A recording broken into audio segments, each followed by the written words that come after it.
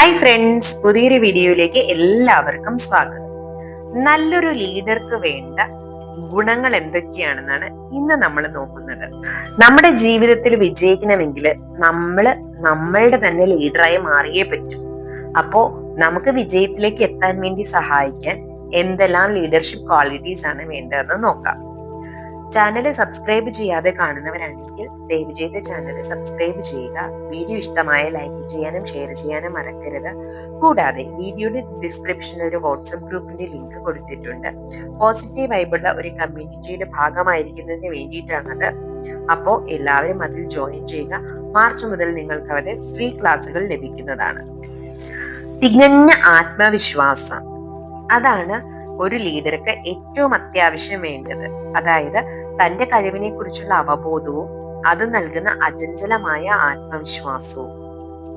ധൈര്യവും ആത്മവിശ്വാസവും ഇല്ലാത്ത ഒരു വ്യക്തിയെയും അനുയായികൾ നേതൃസ്ഥാനത്ത് വെച്ച് പൊറുപ്പിക്കില്ല.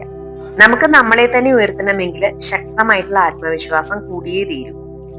രണ്ടാമത്തെ കാര്യമാണ് ആത്മനിയന്ത്രണം. സ്വയം നിയന്ത്രിക്കാൻ കഴിയാത്തവന് മറ്റുള്ളവരെയും നിയന്ത്രിക്കാൻ കഴിയില്ല.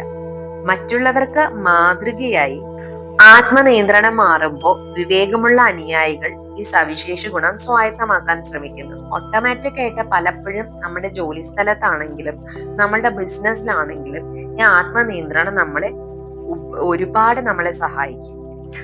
അടുത്തതാണ് ധർമ്മബോധം. നീതിന്യായ ബോധമില്ലാത്ത ഒരുത്തന് അനുയായികളുടെ ആദരവും ബഹുമാനവും എങ്ങനെ കിട്ടാനാണ്?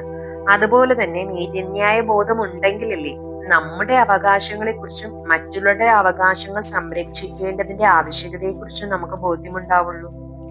അതില്ലാതെ നമ്മൾ എങ്ങനെയാണ് സമൂഹത്തിൽ സക്സസ്ഫുൾ ആവുക?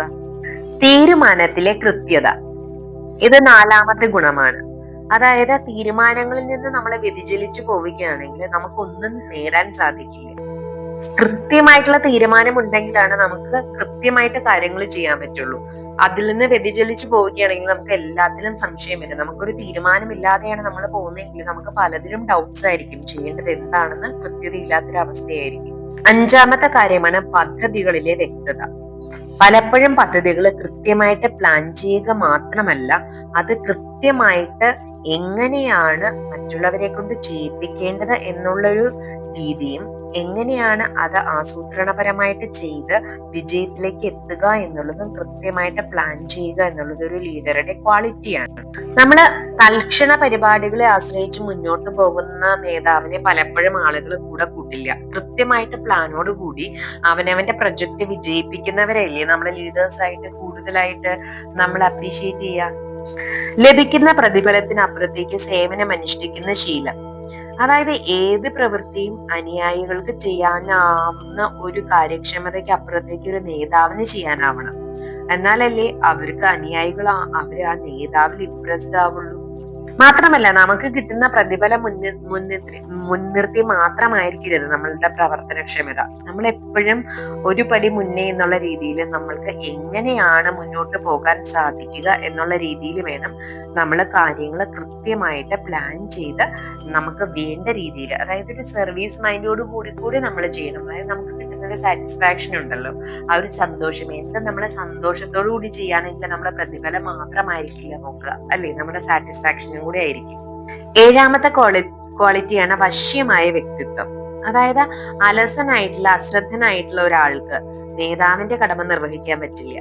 പക്ഷെ ആദരവ് പിടിച്ചു പറ്റേണ്ട ഒരു പദവിയാണ് നേതാവ് എന്ന് പറയുന്നത്. അപ്പൊ നമ്മള് വ്യക്തിമുദ്ര കൊണ്ട് അത് ഒരു നമ്മുടെ പേഴ്സണാലിറ്റി കൊണ്ട് നമ്മളത് നേടിയെടുക്കാനായിട്ട് നമ്മൾ പഠിക്കണം. അതിന് നമ്മൾ നമ്മുടെ പേഴ്സണാലിറ്റിയെ വളരെയധികം കെയർ കൊടുത്ത് നല്ല രീതിക്ക് മെയിൻറ്റെയിൻ ചെയ്യേണ്ടത് ആവശ്യമാണ്.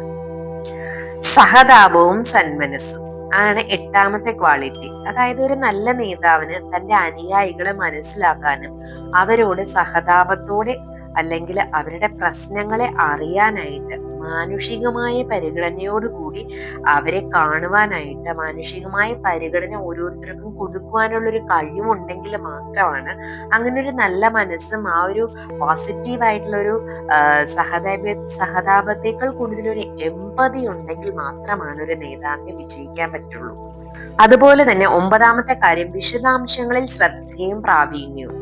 അതായത് വിജയികളായിട്ടുള്ള ഓരോ നേതാവും അവരവരുടെ വിശദാംശങ്ങളിൽ ശ്രദ്ധ കൊടുത്തുകൊണ്ട് നിപുണതയോടെ പദ്ധതികൾ കൈകാര്യം ചെയ്തേക്കുന്നവരാണ്. അപ്പൊ അത് ചെയ്യാനായിട്ട് നമ്മളും അതിനുള്ള കൃത്യമായിട്ടുള്ള ഓരോ കാര്യങ്ങളും അതിന്റെ വിശദാംശങ്ങളിൽ പഠിച്ച് അതിനകത്ത് ശ്രദ്ധയും അതിനകത്ത് നമ്മളുടെ എബിലിറ്റിയും നമ്മൾ വർദ്ധിപ്പിച്ചിട്ടുണ്ടാവണം. 10ാമത്തെ കാര്യമാണ് പൂർണ്ണ ഉത്തരവാദിത്വം ഏറ്റെടുക്കാനുള്ള സന്നദ്ധത. തന്റെ കീഴിൽ നിൽക്കുന്നവരുടെ തെറ്റുകുറ്റങ്ങൾ പുറത്ത് അവരുടെ പിഴവുകൾ അതിന്റെ ഉത്തരവാദിത്വം കൂടി ഏറ്റെടുക്കാൻ ഒരുക്കമുള്ള മനസ്സുള്ള ഒരാളായിരിക്കണം ഒരു ലീഡർ എന്ന് പറയുന്നത്. ഈ ഉത്തരവാദിത്വത്തിൽ നിന്ന് വ്യതിചലിക്കുന്നവർക്ക് ഒരിക്കലും നേതാവായി തുടരാൻ അർഹതയില്ല. അനുയായികളിൽ ഒരാളിൽ നിന്ന് പോലും പിഴവോ യുക്തിരഹിതമായ കാര്യമോ ഉണ്ടായാൽ ആ പരാജയം തന്റേതായിട്ട് ഏറ്റെടുക്കുന്ന നേതാവിനെ മാത്രമേ ആ ഒരു സംഘം ആദരിക്കുകയുള്ളൂ. 11ാമത്തെ ക്വാളിറ്റിയാണ് സഹകരണം. സഹകരണം എന്ന തത്വത്തിൽ അധിഷ്ഠിതമാവണം ഒരു നേതാവിന്റെ ദർശനം. അതായത് അനുയായികളെ അത് ബോധ്യപ്പെടുത്തുക വേണം. നേതൃത്വ ഭാവത്തിന് കരുത്ത് ആവശ്യമാണ്. സഹകരണമാണ് സംഘത്തിന്റെ കരുത്ത്. അപ്പോ ഇതാണ് ഒരു നല്ല നേതാവിന്റെ ലക്ഷണങ്ങൾ എന്നാണ് നമ്മൾ പഠിക്കുക. അപ്പൊ ഇത്രയും ക്വാളിറ്റീസ് നമ്മൾ ക്രിയേറ്റ് ചെയ്ത് കഴിഞ്ഞാൽ നമ്മൾ നല്ലൊരു നേതാവാണ്. ഈ നല്ലൊരു നേതാവാണെങ്കിൽ നമുക്ക് നമ്മളെ തന്നെ വളരെയധികം ഉയരങ്ങളിലേക്ക് കൊണ്ടുപോകാൻ സാധിക്കും. അതുകൂടാതെ ഇപ്പൊ ബിസിനസ് സ്റ്റാർട്ട് ചെയ്യുന്നവരാണെങ്കിൽ അല്ലെങ്കിൽ സ്വന്തമായിട്ടൊരു സംരംഭം കെട്ടിപ്പടുക്കാൻ ശ്രമിക്കുന്നവരാണെങ്കിൽ പല സ്ഥലത്ത് നമ്മളുടെ ജോലി പലപ്പോഴും ലീഡർഷിപ്പ് ആവശ്യപ്പെടുന്നതാണെങ്കിൽ ഈ ക്വാളിറ്റീസ് നമ്മുടെ ജീവിതത്തിൽ ഉണ്ടെങ്കിൽ നമുക്ക് സക്സസ്ഫുൾ ആയിട്ട് മാറാൻ പറ്റും. ഇത് നമ്മുടെ ജോലി സ്ഥലത്ത് മാത്രമല്ല, ബിസിനസ്സിൽ മാത്രമല്ല, നമ്മുടെ സ്വന്തം ജീവിതത്തിൽ നമുക്ക് പ്രാബല്യത്തിൽ വരുത്തുകയാണെങ്കിൽ നമുക്ക് പല കാര്യങ്ങളിലും സക്സസ്ഫുൾ ആവാൻ പറ്റും. അപ്പൊ ഇത് എല്ലാവർക്കും മനസ്സിലായെന്ന് കരുതുന്നു. വീഡിയോ എല്ലാവർക്കും ഇഷ്ടമായെന്ന് കരുതുന്നു. എല്ലാവർക്കും നല്ലൊരു ദിവസം ആശംസിക്കുന്നു. Thank you all. Love you all.